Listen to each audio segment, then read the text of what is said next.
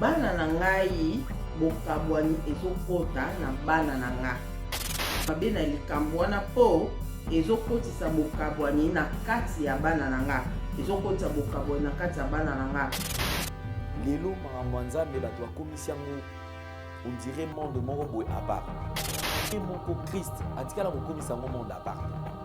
D'ailleurs le plus grand souci qu'il avait c'était tout simplement parce que ba brebis na ba bunga ndeka kate. C'est-à-dire azongisa bango na kati ya bergerie. En ce qui concerne Marambotali, Jésus-Christ de Nazareth. Certains pensent qu'il est noir, les autres pensent qu'il est blanc. Les autres se disent, dans tout même, dans l'église où tout le monde arabe, même la plupart des gens sont branamistes. La photo de Jésus-Christ va tirer dans la photo de l'église branamiste. N'a n'a kanga yeso na photo. C'est pas photo tout le monde a kanga tiaka na Jésus-Christ.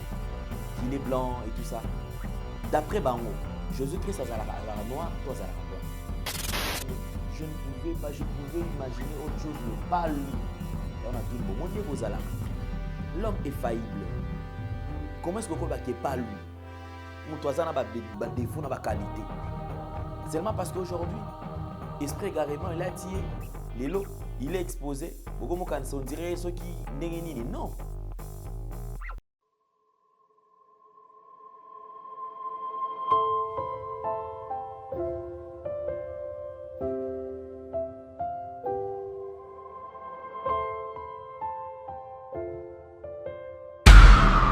Spéciale retraite de prière et de délivrance en direct des radios Purim.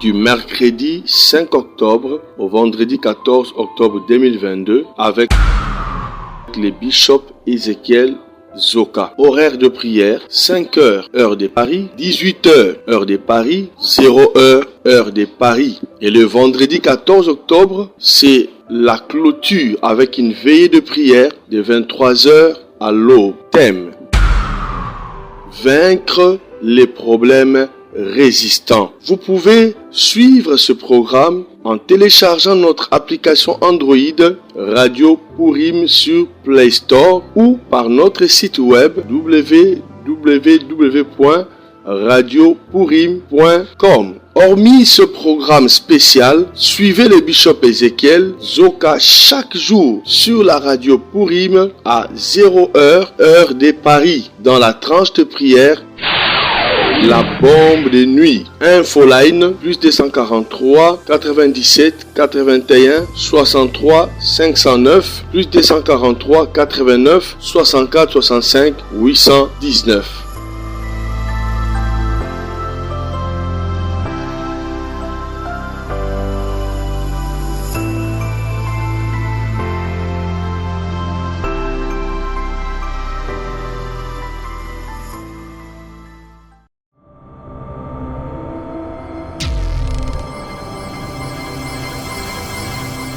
Mesdames et messieurs, vous qui nous suivez sur Nouvelle Tendance Télévision, nous sommes vraiment heureux de vous partager et de partager ces moments bien sûr avec vous. Comme vous le savez, vous nous suivez sur Nouvelle Tendance Télévision. Depuis un certain temps, nous sommes en train de nous battre pour essayer un peu de rétablir la vérité par rapport à tout ce qui est en train de se passer aujourd'hui. Donc avant tout, comme vous le savez, bonjour, bonsoir. Tout dépend de l'heure à laquelle vous nous suivez. Il y a certains qui ont choisi de nous suivre lorsqu'ils sont libres pendant le jour ou certains après le service et préfèrent également nous suivre. Donc bonjour à vous et bonsoir également si vous nous suivez la nuit ou le soir. Je crois qu'il y a un sujet intéressant que nous allons aborder aujourd'hui, mais avant tout, nous allons d'abord aborder le premier élément, c'est la fondation Ndélé au cœur de la nation, ainsi que l'orphelinat Famille du Cœur Christ Rédempteur. Vous qui êtes sensibles aux cris de détresse, mesdames et messieurs, pensez à cette structure et Dieu va vous bénir. Vous avez besoin de soutenir les orphelins, les démunis, nous sommes à votre disposition. Nous sommes là pour vous. On peut partager un temps ensemble, on peut échanger et je crois que tout va très bien se passer. Alors nous allons aborder... rentrer de côté de la régie, si nous parlons le même langage. Question de nous proposer ces éléments de l'orphelinat et on se retrouve juste après. Bien-aimés dans le Seigneur, shalom. À vous qui ont un grand cœur, bino bao mitema nzamba pesa bino mitema malamu mitema kosunga Fondation Alain Dele na orphelinat Christ Rédempteur bana posa na bino bana posa lisungi na bino bano baboti bakenda bano bazala moya kotanga te bato bana besoin lisungi bino bato bana mitema malamu to bana posa ya lisungi na bino na orphelinat Christ Rédempteur la kati ya Fondation Alain Dele kanisa loko eza yo ndolobaki oza nzambe ya bana bitike yo moko lobaki osungaka basi bakufela mibali mpona nini pasi ya boye o nzambe. Ils ont besoin de vous, de votre pain, de votre bouteille d'eau, de votre soutien. Et ça serait une bénédiction pour vous et pour votre famille. Que Dieu vous bénisse.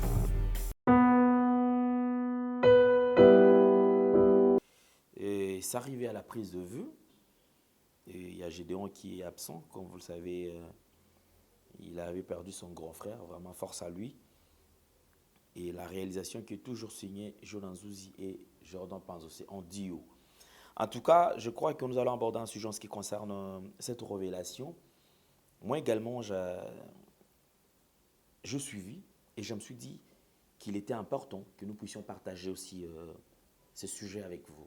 Je me suis dit si on peut partager aussi ces moments parce que, vous savez, ces derniers temps, nous sommes en train de courir derrière plusieurs révélations et ma question, vous savez, moi, enfin, j'ai compris que Dieu est en train d'exposer les faux. Il est temps où il s'est dit, mais non, c'était des trop. Alors, qu'est-ce qu'il faut faire? Il serait mieux d'exposer tous ceux qui sont faux, afin que les enfants de Dieu puissent quand même tirer aussi une leçon en ce qui concerne ces serviteurs de Dieu. Parce que depuis un certain temps, j'ai toujours dit, les lots, mais on dirait monde moroboy à part. Partons déjà de sa définition, Yemoko Christ, atikala kokomisa monde à part. D'ailleurs, le plus grand souci qu'il avait, c'était tout simplement parce que brebis n'est pas bungande kakate. C'est-à-dire azongi sabango na kati ya bergerie. Or quelqu'un qui veut remettre brebis na kati ya bergerie, je pense que ça motumo azalaka dou. Azamoto azaka utiliser ba méthode ya ko flatter pour na ko zongisa. Et puis, il large, parce que Christ a été large. Ce qui n'est pas le cas aujourd'hui. L'Église, qui devait être une cité de refuge, les deux sociétés de refuge, c'est-à-dire qu'ils allaient comme ici, comme commerce, c'est au salama, commerce, oui, il y a camion surtout. L'Église devient un endroit où les gens viennent pour se faire de l'argent. C'est-à-dire que moi, je suis là, nous avons vendu notre parcelle. C'est vrai, je prie. Mais comme nous avons vendu notre parcelle et que tout ça là qui partage, il y a Mongo, on a 5 000, qu'est-ce qu'il faut faire? Na place dans somba voiture, na un taxi, je préfère faire une église. Pourquoi dans une église? C'est-à-dire que na kozwa déjà place dans PC garantie, après couper sa garantie. Je veux m'arranger de façon qui est quand même donc je vais m'arranger de façon qui est place wana makamnyo soto na kosala exala manandenge moko boye. Vous imaginez? C'est-à-dire exala manandenge moko boye pour permettre ngakaka nazwa esika ou nazwa moyen moko ya koloba oyo koki osala ke lobi nazwa mbongo nanga na bana utiliser comme banani marchandise na kasi c'est Christ. Tellement que le Congo, c'est un pays où aujourd'hui nous avons beaucoup de problèmes. Un pays où la population est allée souffrir. Les lois qui ont aussi motu, qui ont zananzala, qui au monde des aboyés, voilà pourquoi il y a des gens qui prient ici au Congo. Les gens prient parce que bazananzala. Les gens prient parce que pour qu'ils nzambe ayo ke la bango mawa. Akutanatana mutu moko akabela apese musala azoa. C'est pour ça que nous allons remarquer que Batuebele au monde a so nzamba pambole kaka atiki na nzambe. Nzambe kasoka longoli na nzala et sili abungi ne ke nzambe existaka.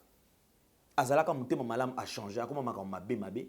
Donc du coup, je vais rejoindre ceux qui ont toujours dit que l'argent est baby saka motute. Au contraire, l'argent définit ou détermine la nature la vraie nature de l'homme.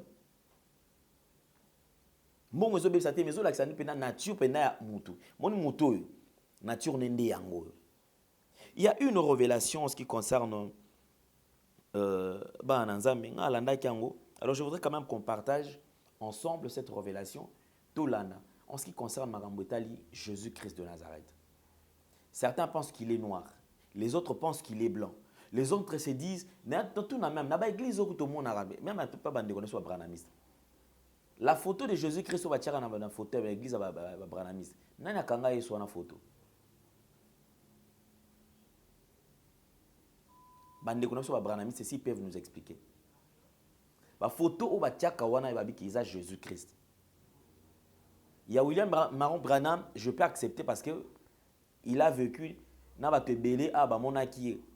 Et il n'est pas mort. Ça fait ce qui des siècles et des siècles. Non. Non. Il était là, la photo Nezali, la image Nezali. Oui. Je poserai la question, la photo dans l'église, dans l'église, les catholiques, on peut comprendre parce que ils ont leur façon de faire les choses. Hein. Tu peux comprendre.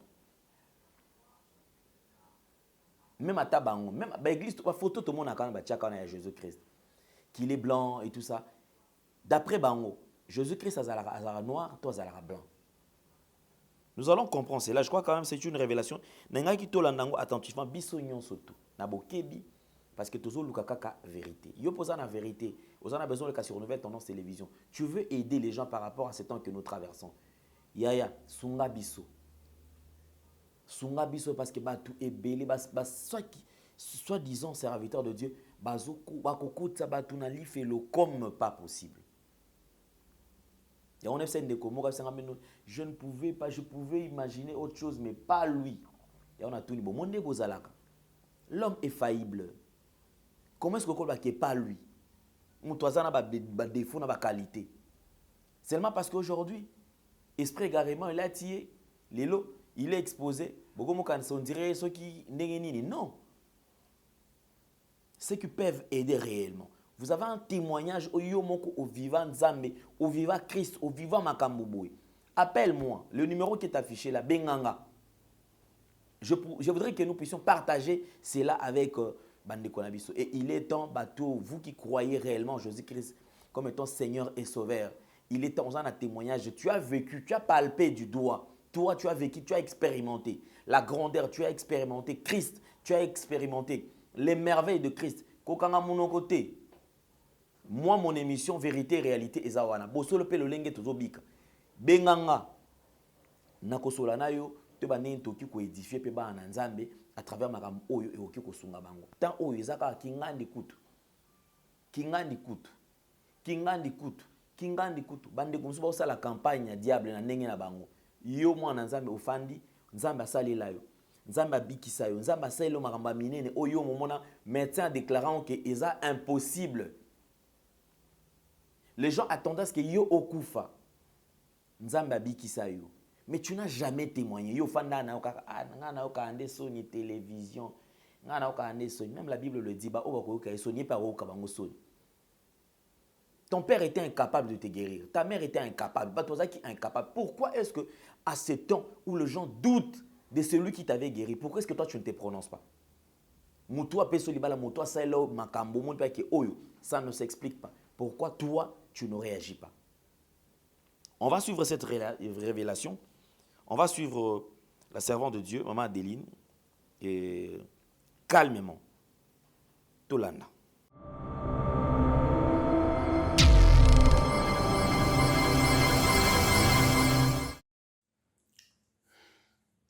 Bandeko na ngai napesi bino mbote na kombo na Yesu Masiya mwana Nzambe na bomoi. Ngai lisusu Mama Adeline naye kosala video oyo pona kopartage makambo oyo Nzambe alobaki na ngai pe atalisaki ngai na partage yango na bandeko nyonso oyo bokolanda ngai na video oyo. Yangwana na kosenga na bandeko nyonso to bondela po ete tokende na oyo Nzambe atie po ete to partage na bino na video oyo to bondeli.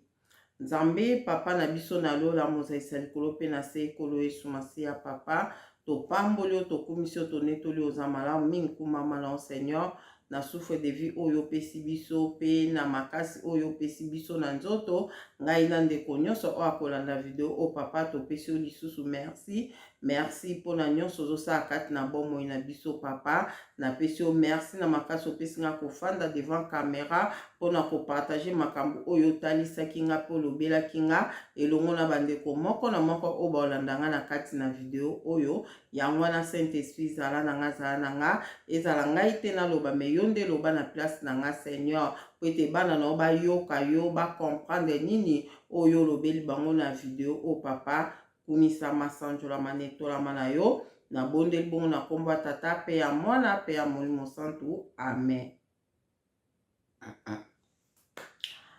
Bandeko na ngai mama Deline na pesi bino lisu mbote lelo na ye ko partager na pesi pe merci na bandeko nyonso botia ba commentaire botinda ba audio bandeko nyonso merci na nyonso na video oyo to partager ki to eutoleka ya makambo ya ba ange o babatelaka ba couple en tout cas Nzambe azolo kum na zu ba témoignage ebele ya batu et puis vidéo wana esungi vraiment ba couple ebele Nzambe azolo kum pona yango na pamboli Nzambe.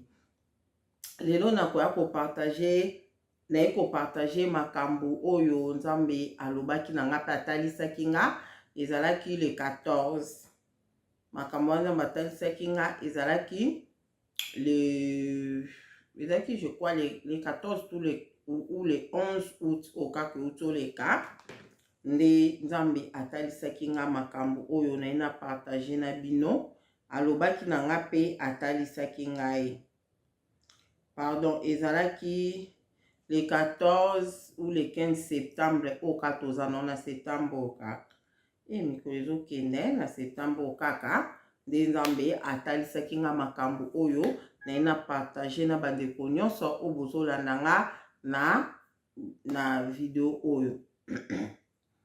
Bon ezalaki na kotaki ba prière moko boye nazaki na ba prière vraiment tozaki na ba jeûne et prière moko kotaki donc ezalaki na foi na dernier na jour ya suka na ngonde nde na fukamaki nazaki kobondela à l'après on ezaki jeudi on ezali le 15 septembre ka oto le ka na fukami na osambela bandeko nanga osambela na fukami na ndeko osambela ne na bandiko yoka Nzambe akomi kosola nanga Saint-Esprit akomi kosola na ngai ayebisi nga boye yango na lobaki ke na partageon na bandeko moko na moko oboko yoka nayebi ke ekosunga biso vraiment makasi makambo Nzambe alobaki atanga moko esungi nga vraiment makasi nataki yango kate vraiment nataki kana eloko yango te mais le Nzambe alobi nde na ye ko comprendre nga na bia Nzambe aimonaka makambo okutu biso tamsu noto remarqué te noto tieka te noto remarqué te mais Nzambe sa remarquaka yango déjà pe ayaka ko prévenir biso po mabe ezala te nde Nzambe ayebisi nga bandi koyebisa nga alobi na nga abi Adeline bana na ngai bokabwani ezokota na bana na nga abi bokabwani ezokota na bana na ngai ngabi obokabwani ezokota abi wi abi nazoka mabe nazoka mabe na likambo wana po ezokotisa bokabwani na kati ya bana na nga ezokotisa bokabwani na kati ya bana na nga donc bokabwani moko o monguna satana te mutazo akotia bana na ye bakabwana me bana na ye bango moko bazokabwana alobi Saint-Esprit sungana loba no ndenga lobaki bongo na kotia commentaire sima ayebisi nga lobi nazoyoka pasi nazoka mawa ya komona bana na nga bazokende na kokabwana bokabwana ezokota kati na bana na nga bazokabwana nga na bipona na ndenge nini bana na o bazokabwana na ndenge nini ayebisi nga alobi ke eza na bana na nga ebele bazokoloba ke Yesu Masiya azalaki mutu mwindu. Epi eza na bana na nga ebele bazoboya na bango babi te Yesu Masiya azalaki mutu mwindu te, azalaki mundele. Balingi na bango badoki eloko wana yango nde ezosala ke bana na nga bakabwana. Ngana bizosala bana na bakabwana abi wi. Abi yango ngai Nzambe na lingi te bana na nga bakabwana. Na lingi bokabwani te na bana na nga bandeko. Nga na remaka yango te, nga na tonka te, me Nzambe nde mutu alobi. Le Nzambe alobi esika siko nakomoba seke ezozala bongo, seke ezozala bongo, donki tozwa mayele yo ozolanda nga zwa mayele na makambo na oloba. Alobi bana na ngai bazokabwana po batu mususu bazokende na bokabwani. Po batu mususu bana na nga misusu bazoloba ke Yesu Masiya azalaki mutu mwindu. Yesu Masiya azalaki mutu mwindu. Bana na nga mususu balobi te azalaki mundele. Azalaki mundele. Azalaki na Israel, azalaki mundele. Abi yangwana ngai Nzambe na lingi oya koloba ke Yesu Masiya azalaki mutu mwindu. Aloba teke oya azoloba ke Yesu Masiya azalaki mutu mundele, aza na faute, aza akobunga. Oyo pe azoloba ke Yesu Masiya azalaki mundele, aloba teke oya alobi ke Yesu Masiya aza mutu mwindu, ake na kobunga. Alobi na lingi bokabwani wana te. Na lingi bokabwani wana te. Oyo azoloba ke Yesu aza mutu mwindu, abungi te.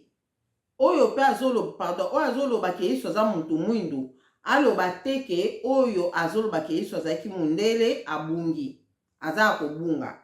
Oyo pe azoloba ke Yesu azalaki mundele, aloba te na oyo azoloba mutu mwindu ke akomi abungi.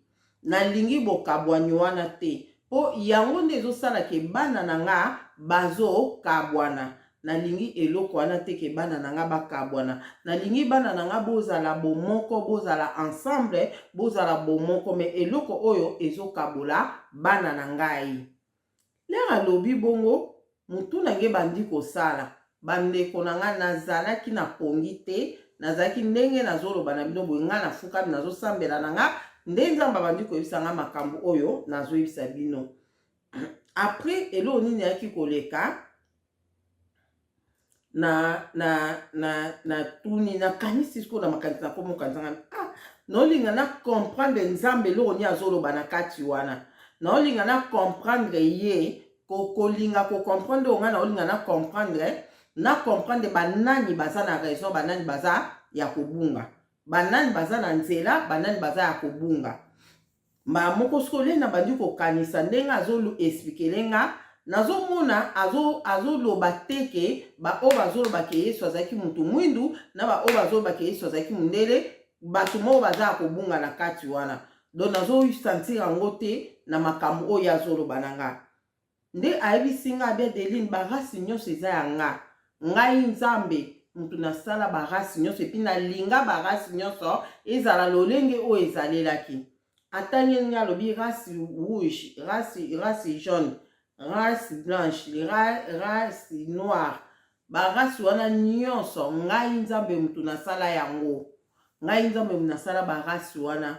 Na lingi te bokabwana wana Nzambe mutu alobaki na nga bandeko na nga. Nga nalobaka makambo Nzambe alobaka na nga, yango wana nga nalobaka. Abi barasi nyonso nga munasala yango, ngai Nzambe munasala barasi nyonso. Eza na rasi te na mukili oyo o nga Nzambe nasalaki te. Abi rasi nyonso nga munasalaki yango. Yango wana nalingi te bokende na kokabwana. Nde après lokwa siko ndenga lobelaki nga siko na comprendre te, nazaki na posa na yeba c'est que oji sezani mpo Yesu azalaki. Yesu Masiya o akufaki na ekulusu azalaki na mukili oyo. Selon nga nde na yebiki azalaki na mukili oyo.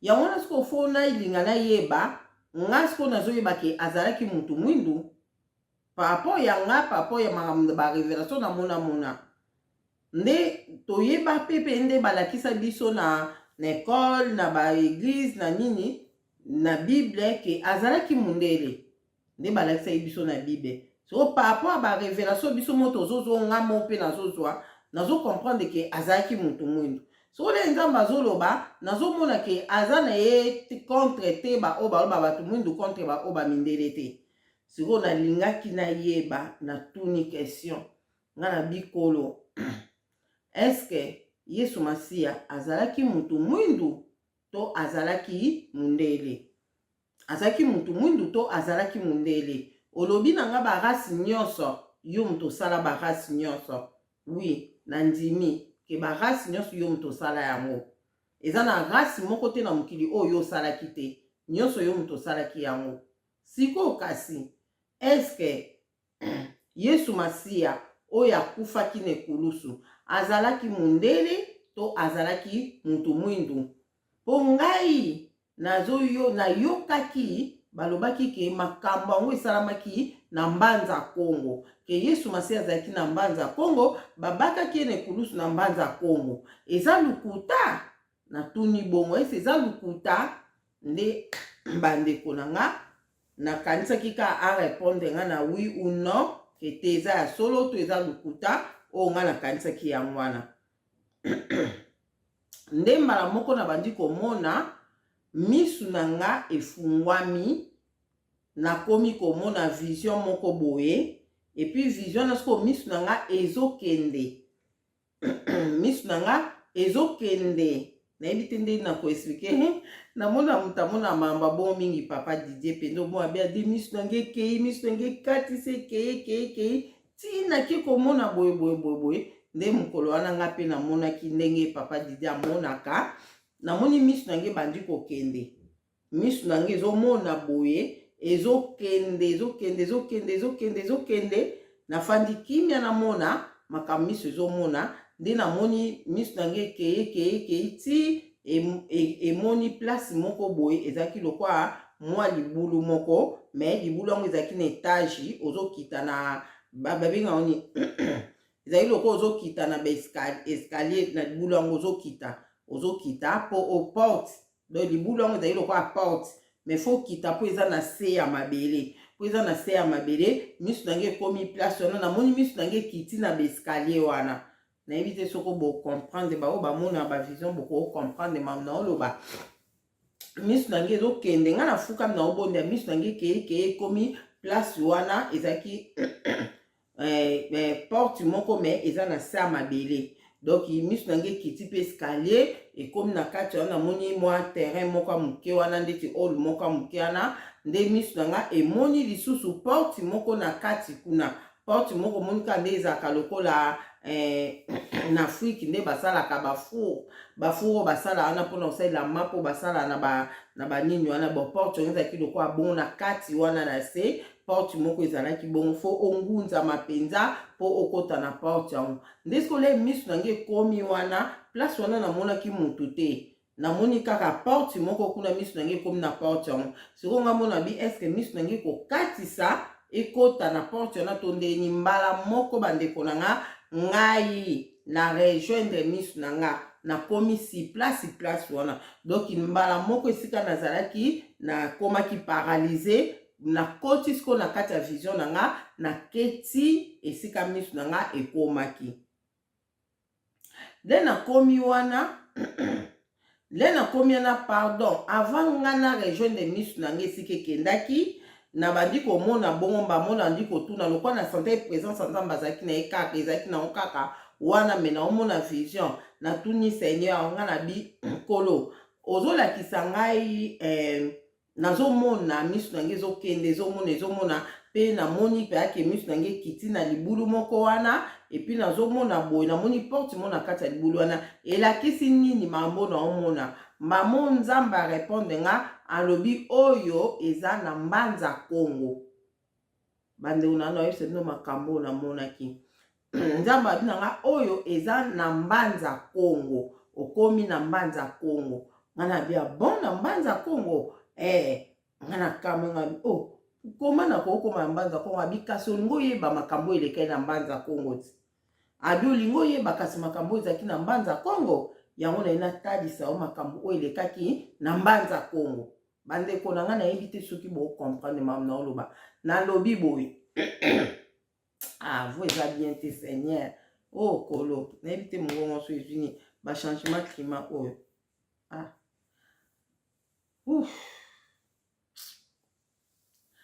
donc nena loba bolimbisi na santi na oloba me mongongo ezobloka ebloke sikoyo nena loba boye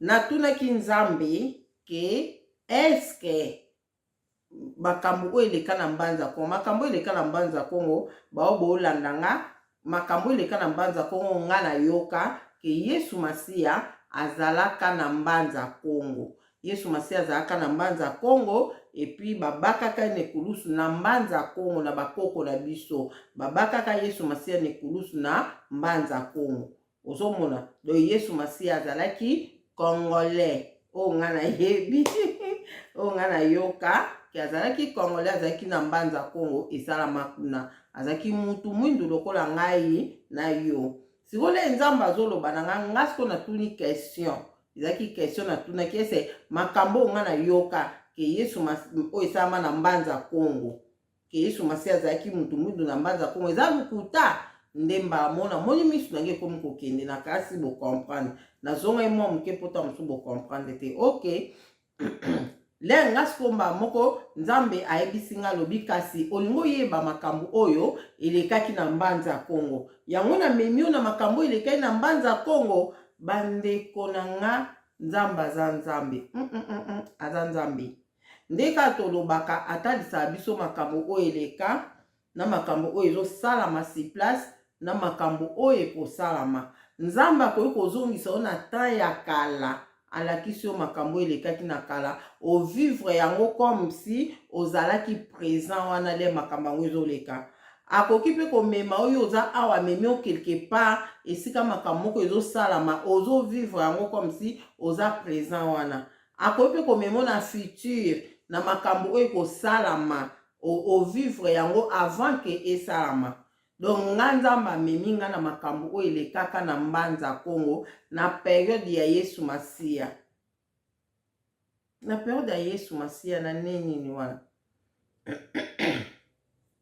na nini oyo Yesu Masiya vivre na mokili oyo anini na oyo Yesu Masiya vivre na mokili oyo toyebi ke leri do temple katanaki nde to temps ekomaki montre ekomaki na l'an 0 calendrier pardon ekomaki na l'an 0 le Yesu akufa eboliaka avivaki ezalaki na neni nango wana totanga ona baklasse ke 400 ans avant Jésus-Christ nini boye avant Jésus-Christ mais nayebi kutu te bato ya théologie bakoyeba anini Yesu Masiya azali na mokili oyo abotama na neni ukomena ta biso toyeba pe ata makambo ani Yesu Masiya abotamaki do na ne wana nzambe amemaki nga na ane wana bandeko na nga nakoti place yango nakomi sikoyo place na rejoindre misu na nga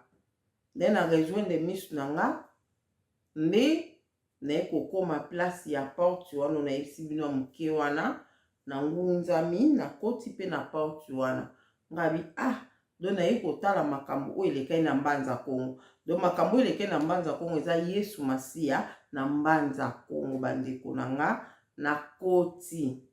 nakoti place wana bandeko na oyebisa bino na oyeba ndenge oexplike bino te le nakoti place yango bamona moni basoda namoni bato ya ntango ya kala bato ya ntango ya kala basoda qu'est-ce qu'on attelle mais naye koremake ke bango baomona nga te namoni bazosolola boyeboyeboyo mbala moko mpuna koti ti ngabi awa eza nini bango naye kokomprendre ke eza prison place wana ezalaki na sa mabele ezalaki prison oyo nga nakendaki kokota kuna bandeko nde nakoti na prison wana na koti lisu na kati ya prison na moni susu na sa mabele bandeko na nga ezaki na sa mabele nde na oyebisa bino do na sous-sol na kititi na keti na koti do na kati ya sa mabele wana na baselile ya baprison baselile ya baprison mais ezali pa monene mpenza to nga na monaki nde na ke kota place moko boye nga na bi na moni baprisonnier ebele baprisonnier vraiment ebele na monaki ya batu mwindu vraiment ndesko nga na tani nga bi lokwa nzamba lobi na nga ke eza makambo oyo esalamaki na mbanza Kongo lokwa eza mambo esalamaki na mbanza Kongo seke nge loba nini Yesu Masiya aza na prison oyo ubie ndenge nini ojise na esala nini po nzamba lobi na nga ke lokwa nalingi nayeba makambo eleke na mbanza Kongo yango amemi nga na mbanza Kongo na mona makambo oyo elekaki na temps wana bandona na moni baprisonnier ebele vraiment nde na bandi kotala baprisonnier wana mbala moko bango bamona nga te en tout cas moto abandi komona ngai te donc nazomona na bato ya periode wana nde bandi kolata nde bazalaki na prison nde bazalaki vraiment dozotala pendaki bato mwindu me bozomona ke baza ya génération na biso oyo te baza vraiment ya temps na biso oyo te ya periode na biso oyo te bandeko na nga na koti place baprisonnier bazalaki ebele bafandi me baomona nga te so nga na otala nga na bi Yesu Masiya aza parmi bato oyo me nakoyeba ye ndenge nini nayebi elongi na ye te nakoyeba Yesu Masiya ndenge nini aza parmi bato oyo baza na prison oyo bandeko na ndotala bona mona kaka mutu moko siko ndenge nazalelaki na kati ya prison wana nazo comprendre ke bato bazana baomona te bazali mibali na kati ya prison wana ntoka mwasi azalaki te bazalaki vraiment mibali nde après naye komona moko na bango azotala nga azofixe nga regarde lere azotala nga siko na kati na wana azoba eske ye wana koza Yesu Masiya po azomona nga ndenge azomona nga ndenge amoni nga nazotala ye mba moko nga bi nakende pembeni natuna ye ezala kitoko te so eza ye te mbala moko bandeko na nga namoni mwana mobali wana abandaki kotala nga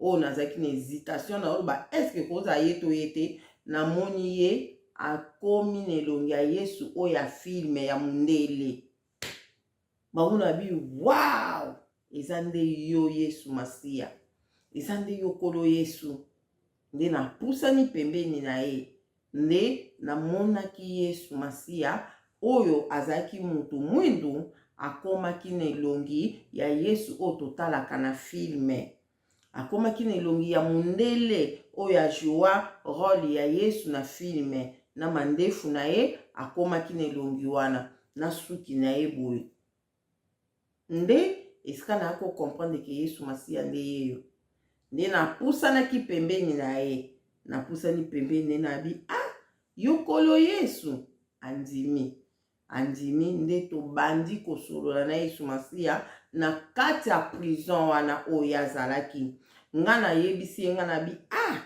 na Bible totangaka ke yo ozalaki mundele ozalaki na Israel nzoka ndo ozalaka na mbanza Kongo nzoko ozalaka na mbanza Kongo epi na Bible totangaka histoire na yo nazoyebisa ye na Bible totanga histoire na yo mais bayebisaki biso te ke ozalaki na prison nzoko okotaki nde na prison bi oui mbala moko tobandi kosolola namoni mbala moko basoda baye bandi kobenga bobima babimisi bango wana le babimisi bango nyonso babimi nga pe na bimi na baprisonnier wana tobimi na bango do nakomaki parmi baprisonnier wana na bimi na bango me baomona nga te mutu abanda omona nga te ezalaki kolo Yesu Masiya ye mutu abandaki komona nga bandeko na nga bomona nga mama Delini oyo eza libome bandi eto nini me makambo nga na vivaki yango wana après totelemi kote ya kwe mobo na mikana sa mabele wana na sous-sol wana totelemi bazwi ba prisonnier nyonso batie bango kende bobima boya ba prisonnier nyonso bazaki ebele wana bazotindika bango ndeka basala ba prisonnier nde nga siko na telemi Yesu Masiya telemi pembeni nga pe na telemi pembeni na ye tozosolola le tozosolola ayebisaki nga makambo ebele bandeko na nga tosololaki ebele bandi kobetela nga makambo nyonso ndenge elekelaki abeteli nga na ndenge makambo ayilobaki na nga makambo bandeko na nga nazoyebisa bino verite makambo ebele na solo na Yesu Masiya nde na izongi boye na kibomoto nazongi nango te ngai elo nayebika na ebandeli nde nga na bandi nde koyebisa ye nandi koyebisa ke biso totangaka yo na Bible balobaka na biso ke yo ozalaki na Israel kuna ozalaki mundele me nzoka nde ozalaki na opea na mbanza Kongo awa nga kuna yokaki kaka ozalaki na mbanza Kongo me namona baportre o batambulaka na yo namona bango baportre wana me bazalaki bato mwindu esika nga na ndimake yo ozalaki na o mutu mwindu wana skole na osola na Yesu Masiya oye azalaki mutu mwindu me akomaki na elongi ya Yesu o afilme. Pourquoi akomaki na elongi ya Yesu o afilme? Eza te ke ye azalaki na elongi ya filme nazoloba ngo a 100% Yesu Masiya azalaki mutu mwindu na po o nga na yo toza nango bandeko nango ozolanda nga me lokola nga na yebi na elongi wana te toza na foto na ye te oyo ekolakisa biso vrai Yesu Masiya foto na ye eza te yango wana amibimisi mpona mona na confirme ke eza ye oyo balobi na biso na Bible nde na ye komona ke alati elongi ya mutu oyo ya filme alataki elongi ya mutu oyo ya filme mpo ngai naza na confiance ke te oyo naosola ne eza vraiment Yesu Masiya ozomona epi esalamaki ndenge wana nazalaki kosola na Yesu Masiya oyo bapresenta biso na bakatoliki oyo bapresenta biso na filme wana elongi wana Yesu wana te wana aza na ye mutu aza na ye ater oyo ajuaki asalaki nini oyo asalaki me Yesu nde alataki elongi na ye mpo nga nayeba ke eza wana Yesu Masiya nde nazalaki kosola na Yesu wana totelemi ne me nazalaki na esengo ya komona ke nazosola na Yesu azobetela nga histoire azobetela nga lisolo ndenge ezalelaki abetelaki nga masolo asololaki na nga alapres basoda baye wana babiyo basoda baomona ye kaka nga wana tunaki ye na oyeba na tunaki ye bazomona nga ta abite moyeba mona yo ezate mamo baye wana bayebisi babi yo mpona nini so tobi na bato bokende na gauche yo kendaka na droite yo oza kaka kote na yo moko oza kaka kote na mokale kende kuna yo mpo oza prisonnier yo kanisi yo nani na biso naoki pasi modele batraite Yesu batindiki ye mba moko ake na groupe wana le ake na groupe wana atali nganga pe natali ye naokima na motema me aseki mba monga pe naseki ngabi bazoyeba na bango te nani o bazotindika bazoyeba na bango te nani o bazosangisa na baprisonnier bazoyeba te ale bazwi bango batindiki bango bobima babimi wana nga siko natikali wana nga moko nazozela bango baya bakei kuna so bakenda osala nini nayebi pe te alapres namona kaka bandi kozonga bazozonga bango nyonso bazozonga nga natemi ka nazozela ye bazongi bango nyonso bakoti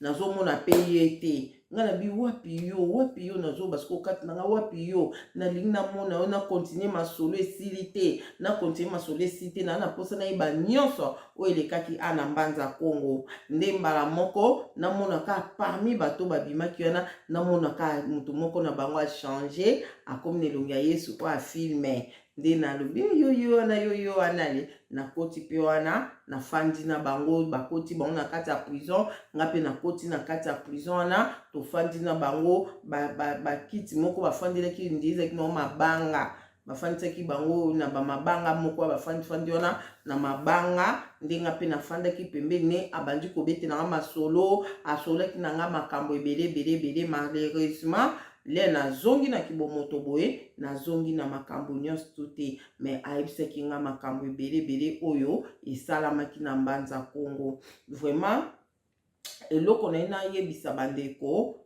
ke nga mama Deline nayebi ke Yesu azalaki mutu mwindu à 100%, nayebi azalaki mutu mwindu à 100%, mais eza na bato oyo bazo comprendre eloko te, oyo bazo comprendre te, bazo mona ke Bible elobi na biso ke azalaki mutu ya Israël, azalaki mutu ya Israël, azalaki mundele, azalaki boye.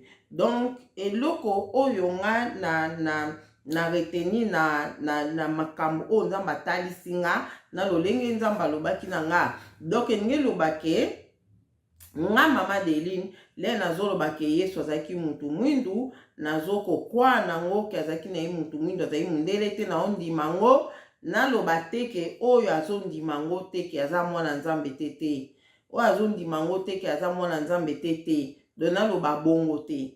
Ozomona do naloba bongo te, toza biso nyonso bana Nzambe oyo eza le nécessaire na kati ya makambo ya Nzambe, tondima Yesu Masiya comme Seigneur pe Sauveur. Yango eza nécessaire na vie na biso.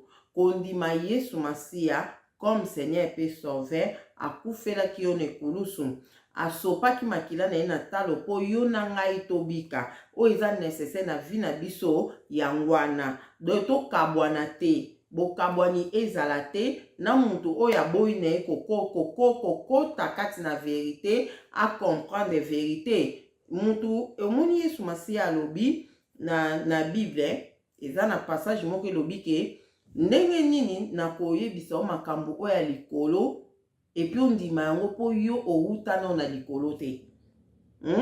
Makambo oyo ya likolo ndenge nini na koyebisa yango ondima pe yango soko outa na likolo te. Donc eza pasi na bato oyo baza na révélation te bandima. Donc Saint-Esprit ka mutu azosala kati na bato oyo bazondima yango. Le Saint-Esprit ka mutu azosala kati na bato oyo ndeti nga na ndimaki ke Yesu Masiya azalaki mutu mwindu par rapport ke namona baportre oyo bazalaki na ye bazalaki bato mwindu. Yango na koma mutu azalaki mundele atambolaki na bato nyonso bato mwindu. Non, ozomona donc azalaki mutu mwindu. Esika na yaki kondima ke nde pe na ye koyoka lisolo ke esalamaka na mbanza Kongo, bamona ndimaki yango. Na ndimaki yango po batrasi oyo ngai na monaka yango wana na yaki ko comprendre ke oui na ndimaki yango. Nde na yisa bino pe na monaka mama na nga na mutu moko ya mutu mwindu abengaki maître na ye, abengaki maître na bango. Mais mukolo oyo na monaki ke maître na bango wana, na monaki ke maître na bango akomaki na elongi ya Yesu oyo ya filme, na yaki nde ko comprendre ke maître na bango wana ezalaka na nde Yesu Masiya, ezala nde Yesu Masiya. Siko ndenge azalaki mutu mwindu, donc esika na yaki ko comprendre ke oyo bazoloba ke Yesu Masiya azalaki mutu mwindu, makambo wana esalama na mbanza Kongo, nde esika na yaki ko rejoindre bango, na comprendre ke bango baza na vérité, na comprendre ke bango baza na vérité. Après ne na comprendre mambo ebele ke Bible eza ya biso, eza histoire na biso, na comprendre yango na ndenge na ekoloba le 15 septembre awa na 2022 oyo tozali, nde Nzambe amemi ngai na mbanza Kongo. Yesu Masiya na biso azalaki na prison, na Bible totangi esika moko te ke bazwaki Yesu bamemaki ye na prison. Tomoni te esika bamema Yesu Masiya na prison, mais ngai na ke mona Yesu azalaki na prison na bato ebele bazalaki na prison wana. Donc alobaki na nga makambo ebele oyo akokaki koloba na nga, alobaki na makambo ebele akokaki koloba na nga. Epi na prison wana pe bakangaki pe na bato mususu bazalaki na prison wana pe bakangaki bango pona ye, bakangaki pe bato mususu wana pona ye. Yesu Masiya expliquait nga makambo ebele oyo lelo oyo soki Nzambe asali ngolo un jour ayebisi biso ba makambo wana to comprendre makambo elekaki na vie ya Yesu Masiya, nde bakangelaki ndenge ezalaki. Vraiment a expliqué nga makambo ebele, mais malheureusement Nzambe peut-être a permettre te toyeba makambo wana sikoyo oyo elekaki peut-être nzambe apermettre te mais nga namonaki Yesu namonaki ye vraiment na mbanza Congo namonaki ye nzambe abinanga ku wana eza mbanza Congo nde nakendaki komonaki na prison wana yango kana na expliquer na yebisa bino tokabwana te ba oyo nyonso bozoyebaki Yesu Masi aza Seigneur pe sauveur ya bomoi na yo nga mama Deli naza na bino elongo nga na bino toza elongo toza bana nzambe toza nzela moko pona temps oyo tokomi ekomi mutu na papa na ye mutu na nzambe na ye ekomi bongo do batu na nzambe na bango banzambe baza ebele na mokili oyo batu na nzambe na bango nga batu oyo bazobaki Yesu Masi aza nzambe akufaki na ekulusu mpona bango nga naza na bino elongo nde nzambe alobi na nga bongo do tokabwana te bato nyonso oyo bandimaka Saint-Esprit Yesu Masi abaki na kei na otitenga papa atinda bino molimo na ye mosantu azala na bino akofala na bino akorevele bino bachose caché bato oyo bondimaka Saint-Esprit naza na bino elongo toza elongo tozotambola elongo donc par rapport eza kaka par rapport ke bato mosusu neti biso ba oyo toza na barévélation mosusu oyo tomoni oyo nzambe atalisi biso oyo atalisi bato mosusu te elingi eloba te ke bato wana lokwa nzambe atalisi barévélation wana bawa atalisi bango barévélation wana te ke baza ya nzambe te baza kaka ya nzambe ndeti nga révélation sifumuki mbangu nzambe atalisaki nga ki fumuki mbangu aza nani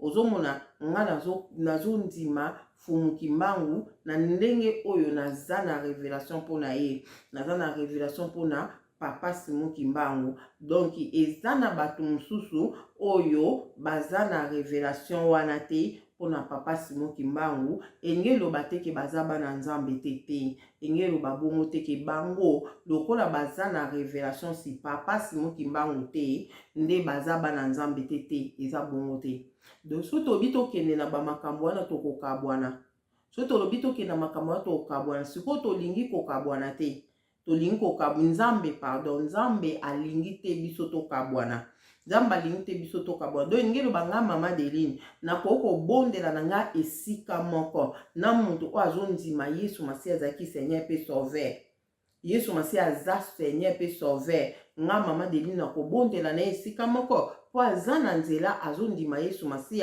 azalaki Seigneur pe sauveur na kobonde esika mona muntu azondima Saint-Esprit que Saint-Esprit azali asalaka kati na biso na obondela esika moko na ye na kobondela esika mona muntu azondima fumuki mbangu na kobondela esika moko na ye na muntu pe oyo atakuta aza na révélation te si papa Simoki Mbangu asoka aza na révélation si ye te eza nango problème te eza kala biso tokomi na révélation muntu pe oyo azobaki Yesu Masi azalaki mundele mama Deline Yesu Masi azali mundele azali muntu mwindu te problème te l'essentiel ondimaka ye so ozondima ye nga na obondela na yo ata otoboyi noko ondimaki azalaki muntu mwindu eza problème te oyo kokabola biso nga na kobondela na yo ensemble po na yebi ke oza na ona nzela ozomona siko biso ba oyo toza na révélation oyo nzambe aorevele biso nzambe apambola sere na biso Deborah sere Deborah apesaki message mo makasi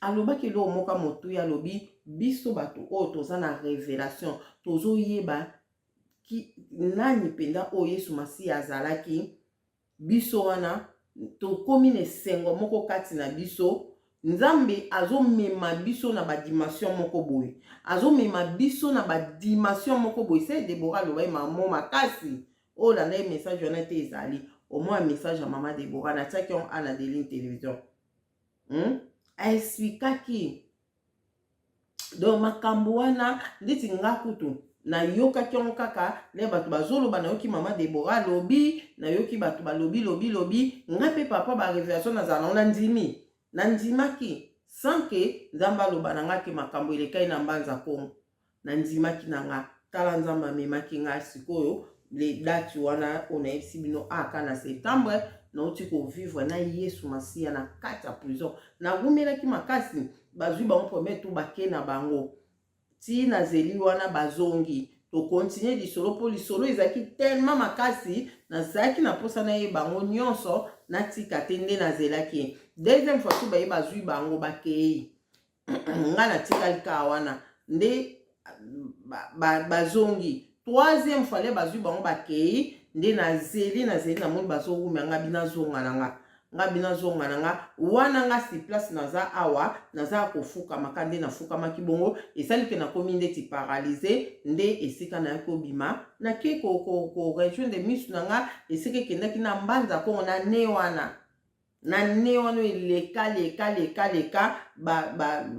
na l'an 0 na avant l'an 0 na ebite soki esuka na l'an nini wana bato boa mayele bokomelanga esuka na l'an nini no na l'an nini oyo avant to banda l'an 1 l'an 0 nde Yesu Masi ali akufi to comme na l'an 0 siko avant akufi ezaki l'an nini 800 ans nzambe makambo mpasi bo expliquer ata biso bato bosa théologie bo expliquer ata biso to comprendre ata mwanda mwiza quand même bien toyeba pe tandeti nga nazoyeba ke nzambe azongisi nga na lan wana siko nazoyeba te lan nini wana oyo Yesu azongisi oyo nzambe azongisi nga na lan wana oyo Yesu Masi azalaki na prison bandeko nanga na Bible lobe biso te sika nini batiaki Yesu Masi na prison mais nga na moni na Yesu azalaki na prison vraiment babona de l'intévision bo sipote po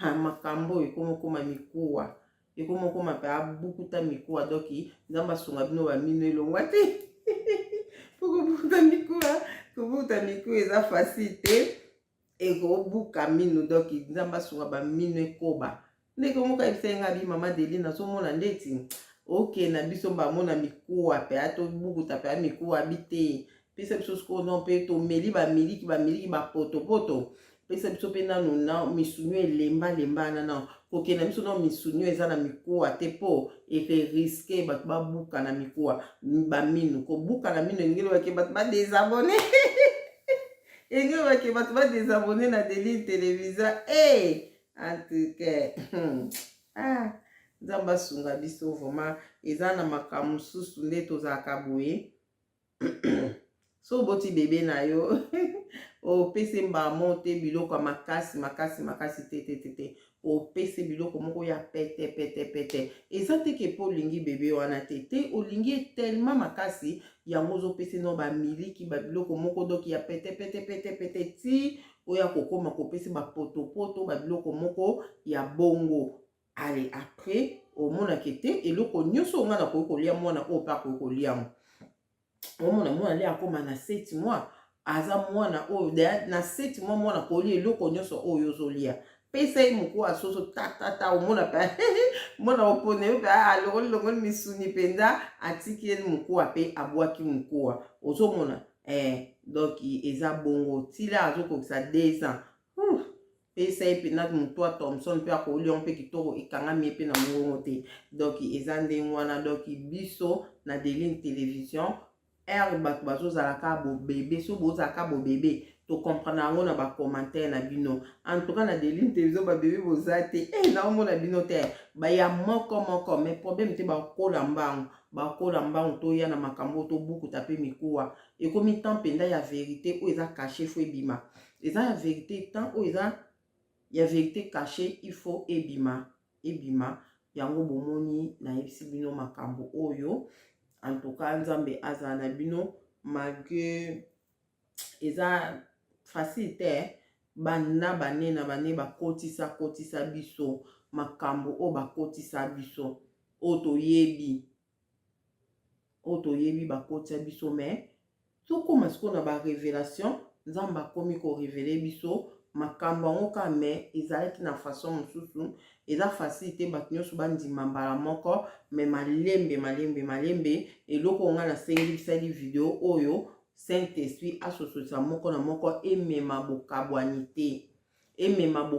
te kati na biso tokabwana te nga muntu nyonso azondima Yesu Masiya comme Seigneur pe Sauveur ndenge nzamba otoloba soko ozondima Yesu Masiya comme Seigneur pe Sauveur nga na toza ensemble nga na toza elongo ozondima Saint-Esprit ngana toza elongo toza ngana elongo ozomona siko eza sikoyo Saint-Esprit